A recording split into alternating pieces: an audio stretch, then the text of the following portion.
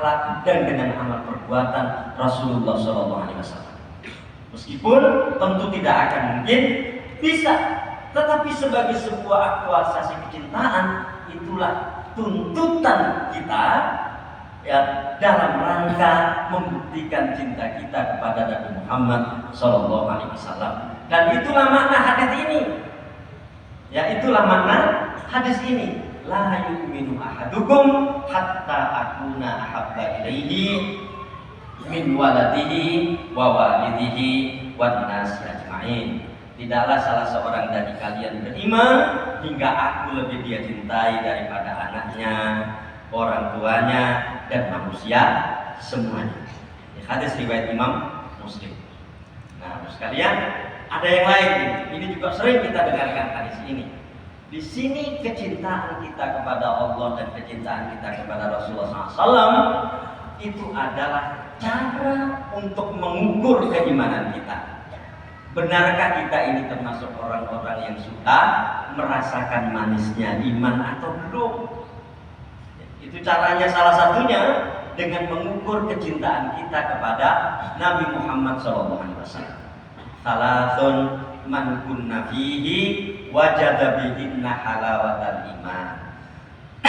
Jadi ada 3 perkara yang apabila ada pada seseorang, ia akan mendapatkan manisnya iman. Nah, Bapak sekalian, manisnya iman di sini ini bukan manis yang bersifat fisik.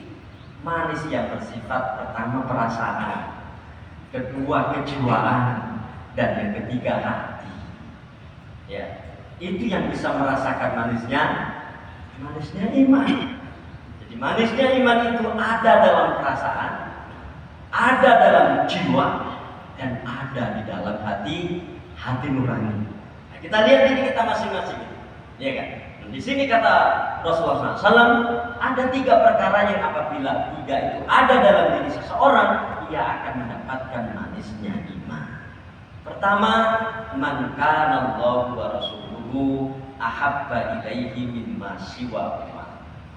Yang pertama adalah barang siapa yang Allah dan Rasulnya lebih dia cintai daripada selainnya.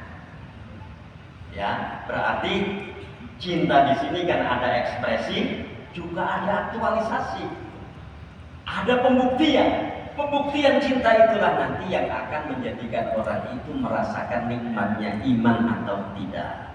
Makanya semakin kuat pembuktian cinta seseorang kepada Allah dan Rasulnya, maka manisnya iman itu semakin akan dia rasakan. Nah, nanti kita lihat kisah-kisahnya di kalangan para sahabat. Ya, kalau kita cinta kepada istri kita atau kepada orang yang kita cintai, ya kan, apalagi ketika kita masih pengantin baru, itu kan sesulit apapun yang diinginkan oleh istri kita, apalagi ketika dia hamil pertama misalnya, sesulit apapun permintaannya, kan kita dengan tenang untuk bisa berusaha memenuhi permintaan itu. Kita tidak merasa repot, kita tidak merasa sulit, kita tidak merasa direpotkan. Kenapa? Kita mencintainya. Sehingga mungkin di mata banyak orang sulit, tapi dia merasakan nikmat untuk memenuhi keinginan itu. Nah, itu cinta kepada manusia sekalian secara umum. Apalagi ini cinta kepada Allah Subhanahu wa taala dan Rasulnya. Makanya di sini disebut sebagai manisnya iman, manisnya keyakinan. Ya, itu ya yang terkait dengan masalah cinta kepada Allah dan Rasulnya. Nah, kita lihat sekarang ini kisah-kisahnya. Bagaimana cara para sahabat mengaktualisasikan cinta kepada Nabi Sallallahu Alaihi Wasallam? Ada banyak, tapi di sini saya hanya mengungkapkan 4 sahabat saja gitu ya, karena mungkin terkait dengan masalah waktu, dan saya kira ini sebagai sebuah pemantik buat kita semua untuk mencarinya. Karena saya yakin seseorang itu ketika membaca kisah, ketika membaca cerita, semakin dia melakukan internalisasi terhadap kisah dan cerita yang dia baca itu akan semakin ada yang bisa dia simpulkan untuk menjadi salah satu basic yang mau dia kerjakan. Pasti. Dan karena itulah ya Bapak sekalian, hati-hati dengan kita memberikan bacaan-bacaan kepada anak-anak kita, karena bacaan-bacaan itu nanti akan bisa menjadi salah satu cara mereka untuk mengambil roadmap dalam kehidupan mereka. Ya. Abu Bakar As-Siddiq, ya, diriwayatkan Imam Bukhari, ya, beliau mengatakan, berarti ini bukan hadis, ini adalah athar. Lastu tarikan syai'an kana Rasulullah ya'mal bihi illa amiltu bihi. Tidak ada yang aku tinggalkan dari apa yang dilakukan Rasulullah SAW kecuali aku amalkan. Fa inni akhsha in taraktu syai'an min amrihi an azif. Ya, jika aku tinggalkan, karena aku khawatir jika aku tinggalkan perintah beliau, aku akan tersesat. Ya, ini aktualisasi cinta kepada Rasulullah SAW yang dilakukan oleh seorang sahabat yang bernama Abu Bakar As-Siddiq. Dan kita semua tahu Bapak sekalian, bagaimanakah kedudukan Abu Bakar As-Siddiq itu di dalam kehidupan Rasulullah SAW. Beliau adalah teman karib beliau, ya, Sallallahu Alaihi Wasallam. Abu Bakar juga adalah mertua beliau, ya, karena putri Abu Bakar yang bernama Aisyah itu dipersunting Rasulullah SAW menjadi istri beliau. Dan kalau kita lihat di antara istri-istri beliau ini, Aisyah ini ya selain Khadijah, ya kan, karena Nabi Muhammad SAW tidak pernah, ya, tidak mau membandingkan Khadijah itu dengan yang lainnya. Jadi Khadijah itu is the best. Khadijah itu tidak boleh dibandingkan dengan yang lainnya. Yang paling dicintai itu adalah Khadijah. Nah, Aisyah ini dibanding yang lainnya selain Khadijah itu memang memiliki kedudukan yang luar biasa. Wabil khusus beliau adalah, ya kan, istri Nabi yang masuk di dalam jajaran 5 orang sahabat yang banyak meriwayatkan hadis. Jadi kalau kita lihat the big 5 orang yang meriwayatkan hadis itu, yang pertama adalah Abu Hurairah, yang kedua adalah Abdullah bin Umar, yang ketiga adalah Anas bin Malik, yang keempat adalah Aisyah, dan yang kelima adalah Abdullah bin Abbas.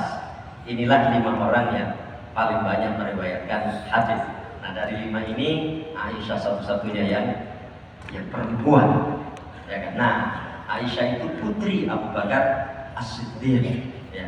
Nah, sekalian, karena kedekatan yang luar biasa antara Abu Bakar dengan Rasulullah SAW, inilah cara beliau mengaktualisasikan cinta itu. Ya, cara beliau mengaktualisasikan cinta itu. Sekali lagi, berarti ini adalah cinta yang berbasis ilmu dan pemahaman, cinta yang berbasis keimanan. Dan cinta kita kepada Rasulullah SAW sama dengan cinta mereka para sahabat kepada beliau, ya kan? Cinta yang berbasis ilmu dan pemahaman, dan cinta yang berbasis keimanan. Nah, sehingga kita lihat, ya, apakah pernyataan Abu Bakar As-Siddiq di dalam mengaktualisasikan cinta itu sudah ada dalam upaya kita. Lastu tarikan syai'an kana Rasulullah ya'mal bihi illa amiltu bihi. Ya, tidak ada satupun yang aku tinggalkan dari apa yang dilakukan Rasulullah SAW kecuali aku berusaha untuk mengerjakannya. Fa inni akhsha in taraktu syai'an min amrihi an azif. Karena aku khawatir kalau ada yang aku tinggalkan, aku akan tersesat. Kita lihat, ya, sudah ada ke arah itu atau belum dalam roadmap perjalanan cinta kita kepada Rasulullah Sallallahu Alaihi Wasallam. Ya, nah ini urus sekalian, kenapa gunanya kita ngaji ini atau ngaji di tempat-tempat yang lain atau ngaji di waktu-waktu yang lain? Itu kan dalam rangka salah satu tujuan utamanya menggali sebanyak mungkin amal-amal perbuatan baik Rasulullah SAW yang kemungkinan kita bisa menirunya, yang kemungkinan kita bisa mentawadaninya, sehingga seorang mukmin tidak boleh merasa puas bahwa dia telah mencontoh Rasulullah secara keseluruhannya, karena ternyata masih banyak amal-amal baik Rasulullah SAW yang kita belum bisa mengerjakannya. Padahal itu Rasulullah menyuruh kita untuk mengerjakannya. Ya, makanya kan kalau kita lihat di dalam sunnah, sunnah itu makna lain adalah perbuatan, jalan. Ya, kalau sunnah yang terkait dengan Nabi itu kan ada tiga ya. Ada sunnah yang bersifat muttaba'ah, ya. Artinya sunnah yang memang kita diperintahkan untuk mengikuti. Ya, ada sunnah yang bersifat jibiliyah, maksudnya sunnah yang terkait dengan tradisi masyarakat Arab yang ada pada saat itu. Ya, tradisi masyarakat Arab yang ada pada saat itu, ya, yang tidak bertentangan dengan sunnah tentunya. Dan yang kemudian yang ketiga adalah sunnah takhassusiyah, sunnah yang terkait dengan kekhususan beliau. Nah, dari tiga ini yang harus kita lakukan itu kan yang pertama, ya kan? Yang kedua bisa kita lakukan, bisa tidak, ya. Dan yang ketiga, kita tidak boleh melakukannya karena itu kekhususan bagi Nabi Shallallahu Alaihi Wasallam. Gitu ya. Apa contohnya misalnya? Contohnya Nabi Muhammad SAW mewajibkan kepada dirinya untuk tahajud, ya kan? Mewajibkan kepada dirinya untuk tahajud, dan beliau ya mensunnahkan, muakkadahkan tahajud itu kepada umatnya. Ya. Rasulullah SAW menikah dengan perempuan yang lebih dari 4. Ya, Allah Subhanahu wa taala ya mensyariatkan untuk kaum muslimin paling banyak 4. Nah, begitu, itu sunnah-sunnah yang bersifat kekhususan beliau. Nah, Bapak sekalian, pada poin yang pertama tadi, yang sunnah muttaba'ah itu jumlahnya sangat banyak yang kita belum bisa melakukan semuanya. Atau bahkan mungkin kalau kita pikir-pikir buono buka sepertiganya, ya kan? Ya. Terus sekalian menarik. Beliau dalam hadis yang diriwayatkan oleh Imam Bukhari dan Muslim, beliau mengatakan, "Kuntu abitu ma'a Rasulillah sallallahu alaihi wasallam." Ya, aku menginap bersama Rasulullah SAW. Jadi beliau bermalam di rumah Rasulullah SAW. Fa'ataitu biwudu'ihi. Kemudian aku membawakan air wudhu untuk beliau, ya, dan hajat beliau yang lain. Faqala li. Jadi ketika malam itu beliau sahabat ini bermalam di rumahnya Rasulullah SAW. Kemudian pas waktunya tahajud begitu, dia mengambilkan air wudhu pada Rasulullah SAW dan mengambilkan keperluan beliau yang lain. Setelah itu Rasulullah mengatakan kepadanya, "Sal, mintalah kepadaku." Kira-kira kampanye kono, wis saiki kon njaluk opo? Kamu minta apa? Fakultu, maka aku mengatakan, as'aluka murafaqataka fil jannah. Rasul, kula nyuwun dumateng panjenengan supados kula saged menemani panjenengan ten swarga. Sekalian, inilah aktualisasi cinta itu. Dan sahabat ini ingin menemani Rasulullah di surga. Nah, sekalian, menurut saya yang mengagetkan itu ketika saya pertama kali membacakan ini, jawaban Rasulullah itu semua kita bisa melakukannya. Artinya kita semua ini punya peluang untuk menemani Rasulullah di surga. Ketika kita bisa melaksanakan jawaban itu atas kehendak Allah Subhanahu wa taala. Faqultu as'aluka murafaqataka fil jannah. Maka aku katakan kepada beliau, aku ingin menemani engkau di surga, wahai Rasulullah. Qala, Rasulullah bersabda, "Au ghairu dzalik?" Atau ada permintaan lain selain itu? Gitu kan. Qultu wa dzak. Tidak, wahai Rasulullah. Cukup itu. Ya. Menurut saya ini sudah permintaan pokok-pokokan ini kan ya. Saya kira sudah tidak ada lagi permintaan di atas itu yang lebih baik. Ingin menemani Rasulullah di surga. Apa jawaban Rasulullah? Qala fa'inni ala nafsika bikatratis sujud. Saya bold di situ dan saya sengaja membold itu ya karena kita semua punya ruang dan punya peluang untuk bisa melakukannya semuanya. Bantulah aku untuk mewujudkan keinginanmu itu dengan banyak melakukan sujud. Maksudnya dengan banyak melakukan sholat.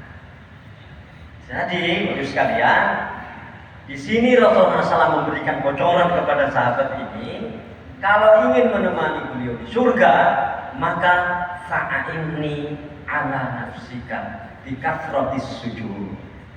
Bantulah aku, kata Rasulullah, untuk mewujudkan keinginanmu itu dengan cara apa? Dengan cara memperbanyak sholat, memperbanyak sujud. Ya, tentu Bapak sekalian, yang dimaksud di sini adalah sholat sunnah. Karena kalau sholat wajib itu nggak bisa diperbanyak dan nggak bisa dikurangi, ya kan?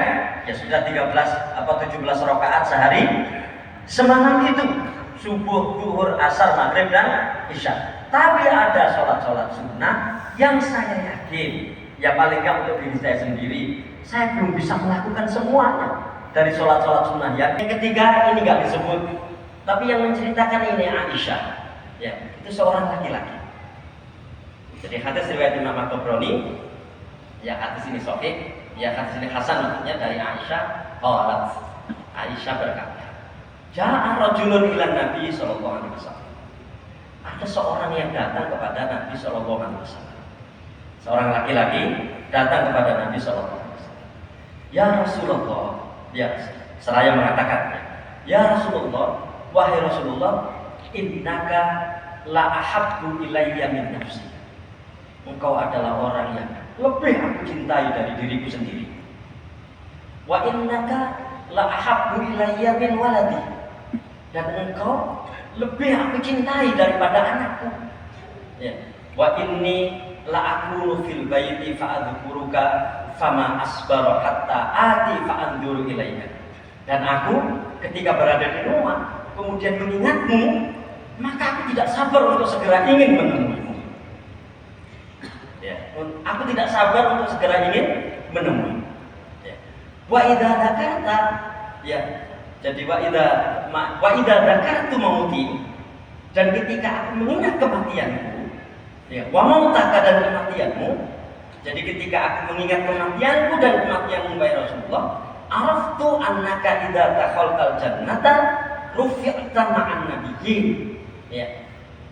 Jadi ketika aku mengingat kematianku dan kematianmu wahai Rasulullah, maka aku tahu bahwa ketika engkau masuk surga, engkau akan diangkat tinggi-tinggi dengan para nabi. Artinya di surga yang tertinggi. Wa anni idza dakhaltul jannata khasyitu an ara. Dan aku ketika aku masuk surga, aku khawatir gak bisa melihatmu. Soalnya derajat sampai ini siji Rasulullah. Kira-kira Pak masuk surga, suara mesti dendean gitu lah. Kalau kita kan gak usah dendean, sama emberannya udah bisa lagi. Masuk surga soalnya, yang penting istilah masuk itu. Karena Umar sendiri pernah mengatakan, seandainya nanti di dalam hisab itu kaki kananku sudah masuk surga dan kaki kiriku masih di luar, aku masih khawatir jangan-jangan aku bukan orang yang masuk surga. Nah, jadi sahabat ini tahu kalau pun nanti dia meninggal, ya kan, dan kemudian masuk surga, maka surga yang ditempati Rasulullah itu berbeda dengan surga yang dia tempati. Aku khawatir tidak bisa melihatmu wahai Rasulullah. Falam yarudda alaihi Nabi sallallahu alaihi wasallam hatta nazala Jibril bi hadhil ayat. Ya, Rasulullah diam waktu tidak menjawab sampai kemudian Jibril datang dan menurunkan ayat ini. Jadi surat An-Nisa ayat yang ke-69 itu turun terkait dengan seseorang laki-laki yang ingin mengaktualisasikan cintanya kepada Rasulullah SAW. Apa ayat itu? Wa may yuti'illaha wa rasulah fa ulaika ma'al ladzina an'ama Allahu 'alaihim minan nabiyyin was-siddiqin wasyuhada was-sholihin wa hasuna ulaika rafiqah. Barang siapa yang taat kepada Allah, taat kepada Rasul, maka mereka itulah orang-orang yang mendapatkan nikmat dari Allah Subhanahu wa taala bersama para nabi, bersama para rasul, bersama para syuhada, bersama para siddiqin, dan mereka itu adalah sebaik-baik teman, sebaik-baik sahabat.